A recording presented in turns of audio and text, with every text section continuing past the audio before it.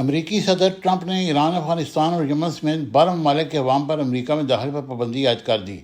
Trump نے کہا کہ یہ اقدام کولوراڈو میں یہودی احتجاج پر کیے گئے حملے کے بعد اٹھایا گیا۔ اے ایف پی کی رپورٹ کے مطابق امریکی صدر ٹرمپ نے بدھ کو سفری پابندیوں کے ایک حکم نامے پر دستخط کیے جس کا اطلاق ایران، افغانستان اور یمن سمیت 12 ممالک پر ہوگا۔ یہ اقدام ان متنازع پالیسیوں میں سے ایک کی واپسی ہے جو ان کے پہلے دور صدارت میں بھی متعارف کی گئی تھی۔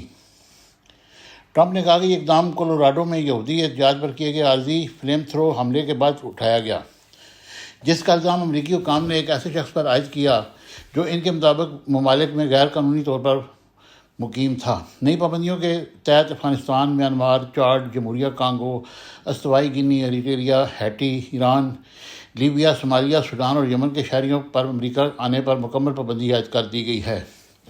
اس کے علاوہ 7 ممالک کے شہریوں پر جزوی پابندی بھی عائد کی گئی ہے، جن میں برونڈی، کیوبا، لاؤس، سیرا لیون، ٹوگو، ترکمانستان اور وینزویلا شامل ہیں۔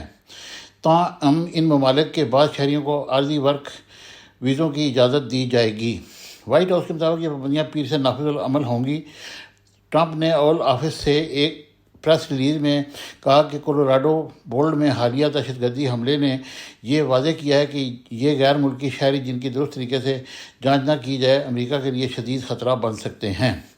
ان کے اس اقدام سے ایک ایسی لہر دوڑ گئی ہے جس سے ان شہریوں کے لیے بڑی مشکلات ہیں، کیونکہ ان کے وہاں ویزے ہیں، کچھ لوگوں کے بچے وہاں رہتے ہیں، کچھ لوگ پڑھتے ہیں۔